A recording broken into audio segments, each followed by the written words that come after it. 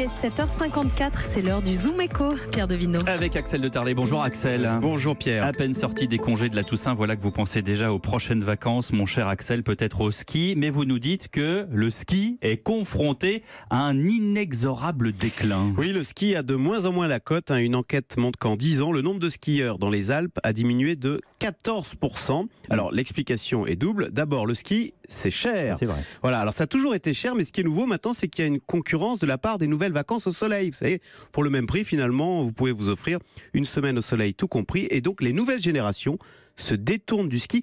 Et c'est même culturel. Les écoles, par exemple, de moins en moins organisent des classes de neige, par exemple. Donc, on voit un vieillissement inquiétant des skieurs sur les pistes. Il n'y a quand même pas de classe soleil. Mais il y a un autre facteur, c'est le réchauffement climatique.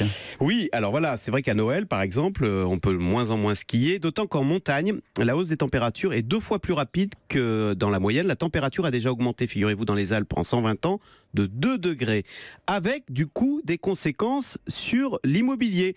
À quoi bon finalement acheter un appartement au bas des pistes si dans 30 ans, il n'y a plus de pistes. Donc le marché immobilier dans les Alpes a mis la marche arrière. Alors c'est surtout vrai dans les stations de basse altitude, mais enfin en moyenne, on constate une baisse des prix de 0,5% l'an dernier, après un recul déjà de 1,8% l'année précédente. Mais attendez, les stations, elles se diversifient, elles proposent autre chose que le ski. Voilà, alors ça c'est tout ce qu'elles nous racontent, les stations, sauf que c'est quand même pas la même chose et c'est pas les mêmes tarifs. Alors c'est vrai, maintenant on nous parle de grand air, de balades de raquettes, en raquettes, de VTT, sauf que ça n'est plus l'or blanc. D'ailleurs, pour ces activités de plein air, la montagne a plus de succès l'été. Au point que dans certaines régions du monde, et c'est parce que c'est un phénomène mondial, on commence à évoquer la fin du ski. Ouais, c'est le cas en Australie ou sur la côte ouest des États-Unis. Les remontées mécaniques ne sont pas loin de fermer.